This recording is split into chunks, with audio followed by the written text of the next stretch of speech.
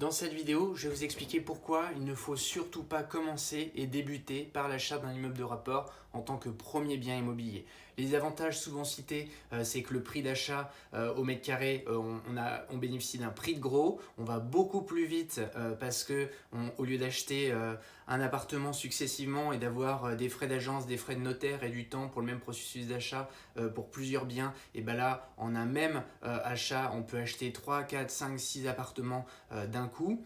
On bénéficie aussi d'un prix de rénovation qui est plus important. On a un prix de gros, c'est plus intéressant pour les artisans pour rénover tout un immeuble de rapport plutôt que de rénover un seul appartement ou quelques éléments dans un appartement avec une rénovation qui est complète. On attire beaucoup plus les artisans.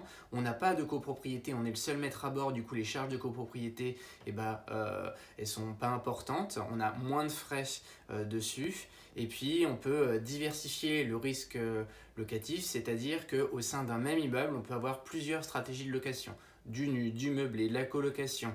On peut faire la location courte durée ou des baux commerciaux. Et évidemment, le Saint Graal, c'est de coupler les méthodes en achetant un immeuble de rapport, en divisant au sein de l'immeuble et en faisant de la location courte durée. Alors là, en termes de rentabilité, on est au maximum. Mais il y a beaucoup d'inconvénients auxquels on ne pense pas quand on n'a jamais investi dans l'immobilier, surtout pour les immeubles de rapport, et je vais vous expliquer, selon mon point de vue, pourquoi il ne faut pas commencer par investir dans un immeuble de rapport. Il faut savoir qu'un immeuble de rapport, c'est minimum constitué de 2 logements, soit des habitations ou habitations et locaux commerciaux. Et on peut trouver des prix qui sont relativement accessibles pour tous. Si on va sur le Bon Coin, dans la section vente immobilière et qu'on va dans autres, en mettant une fourchette de 50 000 à 100 000 euros, on met plus de 50 000 parce qu'on ne veut pas les garages, les terrains dans autres. Et on va avoir des immeubles de rapport qui sont possibles en vente entre 50 000 et 100 000 euros dans beaucoup de petits villages, de provinces. Donc finalement, c'est presque accessible pour tous les budgets et ça permet d'acheter plusieurs appartements d'un coup. Sauf que avec ces budgets-là, on est souvent à des prix d'achat qui vont de 500 à 1500 euros le mètre carré. Or, si on veut des travaux pour optimiser la fiscalité et puis le rendement, avec des grosses rénovations, on va avoir des rénovations qui, au mètre carré, sont proches du prix d'achat.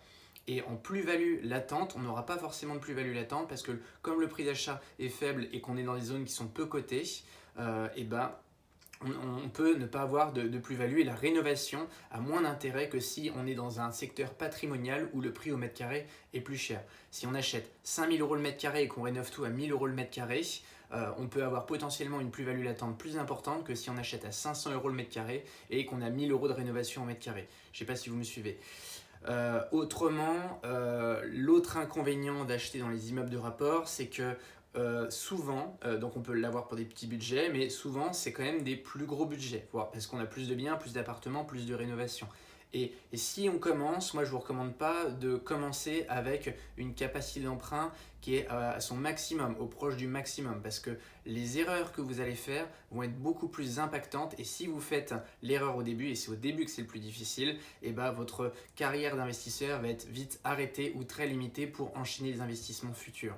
Donc l'idée, c'est de ne pas commencer avec un budget au maximum de sa capacité d'emprunt, mais plutôt à la moitié, voire aux 2/3. Il y a beaucoup plus de choses à penser dans l'achat d'un immeuble de rapport que dans un simple appartement.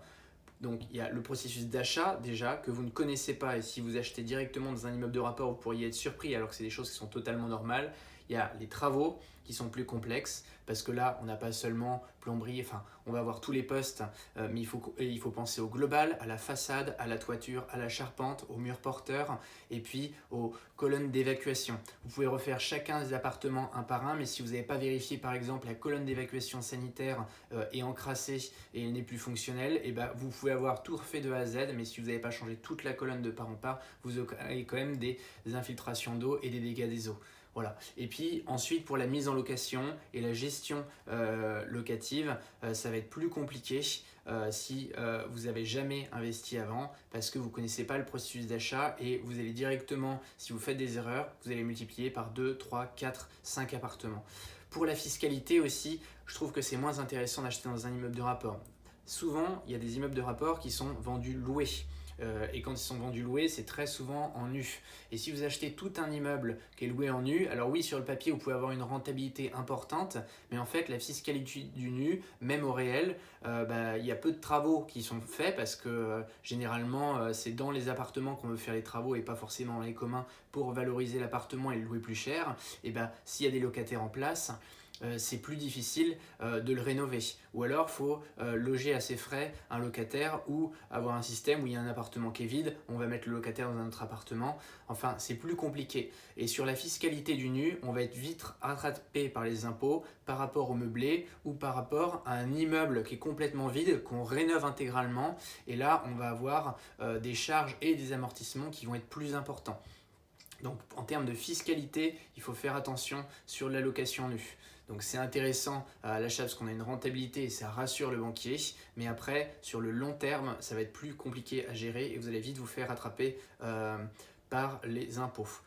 Aussi, il n'y a pas de copropriété, pas de charge de copropriété et il va falloir provisionner pour des travaux sur la façade, toiture, la cage d'escalier, la porte à refaire de l'immeuble. Et ça, il faut penser vraiment à provisionner pour les travaux et à laisser une marge de sécurité parce que comme vous êtes le seul maître à bord, vous êtes responsable de l'ensemble des parties communes et ça, c'est important de le prévoir. Ce que j'ai oublié de vous dire, c'est que pour la rénovation, oui, acheter en nu, sur le papier, on a une rentabilité, mais si on a un appartement qu'on rénove quand le locataire part, et puis après, on attend de nouveau qu'un autre locataire part et on le rénove de nouveau, et c'est beaucoup plus contraignant de faire venir à chaque fois des artisans pour rénover un appartement quand on a tout loué en nu par rapport à un immeuble qui est vide, ça c'est difficile à trouver, où on rénove tout d'un coup, on fait venir tous les artisans et on bénéficie d'un prix de gros. Et c'est exactement en plus le même temps et la même énergie pour vous de déléguer la gestion de toute la rénovation de votre immeuble plutôt que d'un appartement puis un autre. C'est très chronophage, ça prend du temps et au fur et à mesure du temps, on peut avoir tendance à s'épuiser. Aussi, pour l'achat d'un immeuble de rapport, on est très optimiste sur la valeur locative. Souvent, on a tendance à la surestimer. Et si on estime mal sa valeur locative, la tension locative, c'est-à-dire la capacité du bien à se louer, on peut aussi se tromper sur la rentabilité future et surestimer sa rentabilité future. Enfin, l'immeuble de rapport, je dirais que c'est aussi souvent pour briller en société et pour son ego. Ça fait bien de dire j'ai un immeuble de rapport ou j'ai 2 immeubles de rapport. Oui, j'ai commencé à investir dans l'immobilier avec un immeuble de rapport et généralement les gens sont bouche bée parce qu'ils ne savent pas ce que c'est qu'un immeuble de rapport. Ça peut être un petit budget, des petits appartements ils ne se rendent pas compte que ça peut être accessible à tous. Donc pour l'ego c'est très agréable, mais est-ce que c'est plus intéressant d'avoir un immeuble de rapport mal acheté qui vous coûte 300 € par mois sans plus-value latente plutôt qu'un seul appartement qui a bien été rénové avec une plus-value latente et un cash flow de 500 € par mois avec les mêmes prix d'achat. Moi, je pense que c'est plus important et moins risqué pour un appartement. Je vais vous expliquer, moi, ma stratégie pour un immeuble de rapport et c'est pour ça que je trouve que c'est difficile de commencer par ça parce que pour y être dedans, c'est contraignant, chronophage, il faut être motivé et ça prend beaucoup de temps. Moi, ma stratégie pour les immeubles de rapport, c'est d'acheter un bien pourri où tout est à refaire, sauf la toiture et la façade, parce que là on touche sur des budgets qui sont importants. Donc il faut bien faire attention au faitage et à l'étanchéité de la toiture et à la charpente, qu'elle puisse supporter la toiture et qu'elle ne soit pas à refaire et que la charpente, on puisse aussi rajouter des combles aménageables. Ça, les surfaces qui ne sont pas exploitées dans les immeubles de rapport, c'est pour moi important. On achète du mètre carré et l'objectif c'est de créer du mètre carré qui n'existe pas. Et donc, acheter un bien pourri, qui n'est pas loué, sans aucun locataire en place, mais qui est très bien placé dans une ville où on peut faire du patrimonial, où c'est plutôt un prix d'achat au mètre carré qui est un petit peu plus élevé que dans les provinces, là où les villages que je vous ai cités, où on est à 500 ou 1000 € le mètre carré. Sans locataire en place, évidemment, pour bénéficier de la rénovation intégrale de l'appartement, où il y a des surfaces non exploitées, par exemple dans les caves aménageables ou des combles aménageables. Et puis, on peut faire de la création de logements et diviser au sein de l'immeuble de rapport. Et ça, c'est très difficile à trouver parce que déjà, il y a peu d'immeubles de rapport en vente. Il y en a encore moins qui sont vendus non loués et il y en a encore moins qui sont en mauvais état non loués et qui ont des travaux à faire et qui sont bien positionnés en centre-ville. Donc c'est un temps de recherche qui est important et puis pour trouver cette pépite justement, il faut faire souvent du off-market. Donc ça nécessite de créer des relations de confiance avec les agents immobiliers, de visiter des biens qui ne sont pas intéressants et puis de relancer. C'est très dur pour trouver un immeuble de rapport. Il faut du temps, avec ces critères-là, il faut du temps nécessaire et une expertise afin de trouver le bon et de ne pas aller sur un bien qui a des problèmes structurels. Et aussi, ce que je ne vous ai pas dit, c'est qu'un immeuble qui est vide et qui n'a pas de locataire en place et depuis longtemps, il y a un gros risque qu'il soit squatté. S'il est squatté avant, vous ne l'achetez pas évidemment, mais il peut être squatté aussi pendant la vente. Donc ça, c'est important et on connaît bien les droits des squatteurs et c'est difficile de les loger dans les règles de l'art. Donc, ma recommandation, c'est de ne pas commencer par investir dans un immeuble de rapport parce que c'est souvent des gros budgets, il y a beaucoup de choses à penser et on prend des risques et on a tout notre patrimoine qui est concentré à un endroit. Et s'il y a le moindre problème à cet endroit, avec un élément auquel on n'a pas pensé, et ben on met tous nos œufs dans le même panier et on risque de ralentir ou d'arrêter complètement notre carrière d'investisseur parce qu'on a fait de grosses erreurs dès le début. Alors oui, vous allez briller en société, mais peut-être pas longtemps. Si vous vous rendez compte que vous avez un échec, ça va encore faire plus mal à l'ego.